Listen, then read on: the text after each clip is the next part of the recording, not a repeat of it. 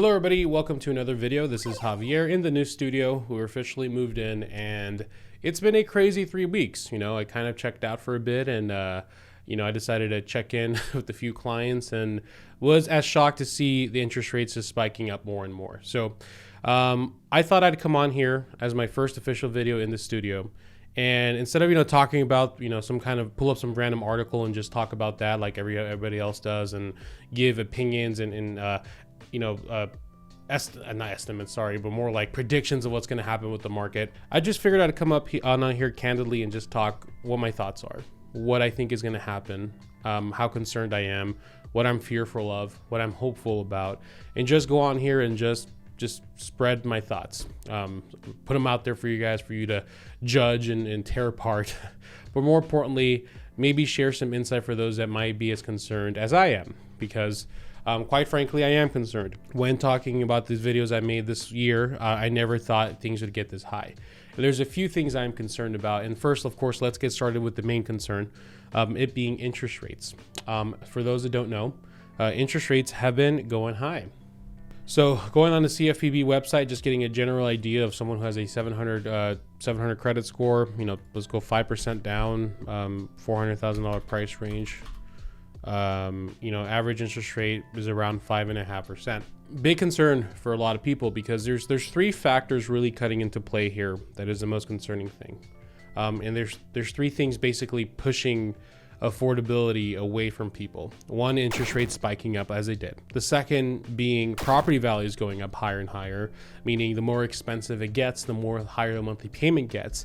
And the third factor in this that people aren't really talking about is the taxes, because taxes are based off the purchase price of the house or the general value of the neighborhood, depending on how your state does it. And the more prices go up, the more things are valued at and the higher property taxes go. So these three factors are starting to kind of kick in. And instead of seeing an increase of $50 or $70 on people's monthly payments, we're seeing adjustments of like $300 to $500 per month. So what this is doing for a lot of folks, especially here in my clients, I work with a lot of first-time home buyers.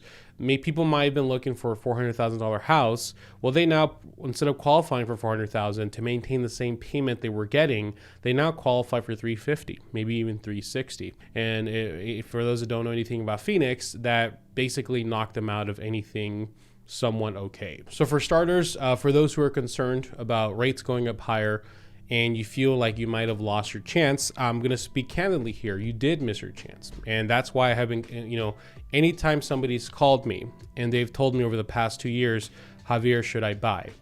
I've always said, can you afford to buy? Do you have the means to? Then yes, buy. It's never a question of trying to time the market. I told them, you're not Warren Buffett. Just buy when you are ready. And for those that followed my advice, you're welcome. For those who reached out or might have called or were working with me and said, hey, I think we're going to wait for the market to crash. This is unfortunately the consequences we face.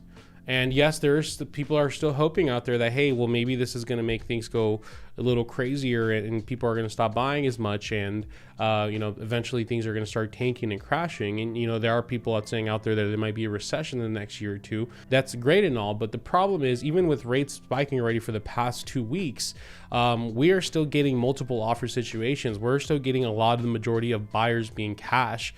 And honestly, guys, here's my opinions on this.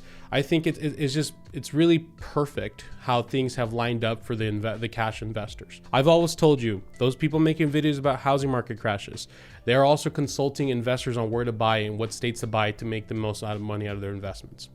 They're not necessarily looking out for first-time home buyers. They're looking out for the investors, right? And now it's perfect for investors. Let's say you're a small-time investor and over the past 2 years, you bought 10 or 20 properties. And you have this little rental empire. Guess what? The same amount of people that are looking to move out are still going to be looking to move out. Now that they can't afford to buy a home, what are they going to do? Are they going to stay at home with their parents? No, they're going to rent now. And now with prices going higher, monthly payments going higher, rentals are also going to meet that. So if you bought a property for the purchase, the purpose of renting it out over the past 2 years, you've been consulted on this. You have been watching it. Maybe talking about these bigger cash corporations that are buying hundreds of houses a month. This is perfect how everything lined up for them. Now, with the majority of people being knocked out of being able to afford a house, they're going to have to rent. and they're not going to have a choice but to pay extremely high rental prices to get in a home. Because at the end of the day, everybody here who's watching this has the goal to not only own a house, but to live in their own house. Let's acknowledge a few opinions first. There's people out there that are thinking things are going to crash, that people are going to start slowing down. There's going to be more listings on the market, and eventually it'll start tanking, and there'll be so many listings, nobody's buying anymore. Prices will start going down, and then everything's going to be terrible, and everything's going to crash, right? And like the thousands of people that were waiting to buy are not going to totally buy. They're just going to let everything crash, and things are going to, go down. And that's a gross simplification, of course. I've never been the guy to listen to regarding how things are going to crash. So, if you're looking for that, there's other channels for that. There is also, at the same time, realtors and lenders that are telling everybody it's fine. Everything's all fine. You guys, don't worry. Just buy. Everything's fine. Here's what I think. Okay, I think the way we see home ownership in America has changed officially. So if you talk to anybody, and please, if you are this person, comment in the comment section below and let us know your thoughts, please. If you're a family or just a single person in California, especially in a populated city like LA, San Diego, etc., you ask them, hey, so are you ever going to buy a house? A lot of times they go, no. A lot of my family members never bought, and we rented. And if you ask anybody in California how they became a homeowner, there's probably 3 ways they have. They got really lucky and they got a family member who passed away and they inherited the house, right? Or they had like a family member who maybe wanted to sell their house, and they, instead of putting it on the market, they gave them the exclusive deal to work with them, and gave it to them exclusively. Second reason is they're very wealthy and they could afford a much higher price point, like starter homes being 700, 600K, 800K plus. Or the third thing is they bought a long time ago and they've been homeowners forever.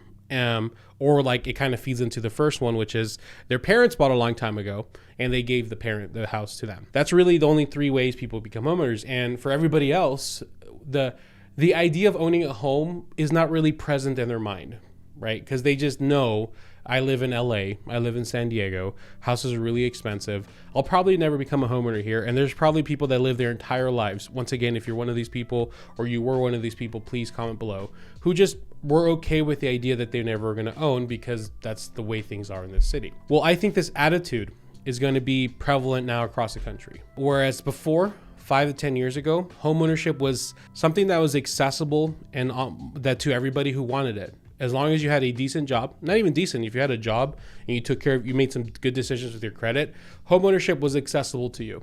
That bullseye, that if it was like a target, it was pretty nice and big. And for anybody who wanted just out there and grab it, that's yours. It really was something accessible to 70, 80% of people out there. And if you ask anybody in California, it's probably the opposite. Maybe 20% of them, it was accessible. 80% of people had to accept the fact that they would never become homeowners, and they were just going to rent their whole lives. Let's imagine that target's still there. Now, home values going up 20 to 30% per year for the past 3 years, making that target go farther. Still somewhat accessible, but making the target go farther. Interest rates spiking 1 to 2 points and continue to probably increase over the next few months. That target goes further and further. And now to cap it with small things like tax rates going up higher, insurance is going higher, et cetera, et cetera. That target has now gone away. And that easeability is not the right word. Ease of access for home ownership for the majority of people is now gone. And I think over the next 3 to 5 years, we're going to have a mindset change in our society or in our country that you'll see more and more people just be okay with the fact that they're never going to become homeowners. And it breaks my heart. It honestly does. Some might say, well, you're a real estate agent, it affects your well-being, and of course that's where you're concerned. Guys, I think at this point, if it's worth being said, like, I'm always going to have my clientele. I'm fine. I have a great referral business. I'm partnered with a great company who helps a lot of people across the country connect with great agents, and among other means. I also I sell my booty on the weekends, and it's bringing in pretty good money right now, especially since I've been working out. My glutes have been pretty big and thick. I'll be okay. So I'm not saying this out of necessity. I'm saying this because I've seen the family members and the happiness that homeownership has brought. And I know that probably, well, 80-20 is like stuck in my head right now. Probably 80% of the people I've helped over the past 6 years, if mysteriously they didn't buy when they bought and now they're all willing to buy, I probably would say 90% of them wouldn't be able to buy anymore. That target has gone too far. 3 years ago, 4 years ago, if you would have asked me, hey, can I buy a house? Yeah, dude, do you have a job? Do you have 2 years of income? And that's what my videos are about. If you look back and look at them, oh, this is all you need to buy. 2 years income, your credit scores, at least 600, 700 is okay. We can do FHA, 700 plus conventional. And you need like at least 3%, so don't worry about the closing costs. The seller will pay for it. Like, that's all you need. Now it's like, if I get somebody who qualifies for like less than 400,000, oof. If you have a credit score under 700, oof, FHA is gonna be tough. If you have your down payment and closing costs, but you don't have an extra $5,000 or $10,000 or $20,000 of extra cash for like a shortfall, ouch. Like, all these things make things difficult, and you really have to have all those things. So, like I said, guys, it's more of a rambling video, but I'm concerned for the future. But here's one thing I'm hopeful about. I think the fruit has gone sweeter. I think I think I often think, well, what if I was on the other side of the shoe, and this is like, I'm now turning 21 and now I want to buy, right? I'm gonna have to work a lot harder than I did 3 to 4 years ago to buy.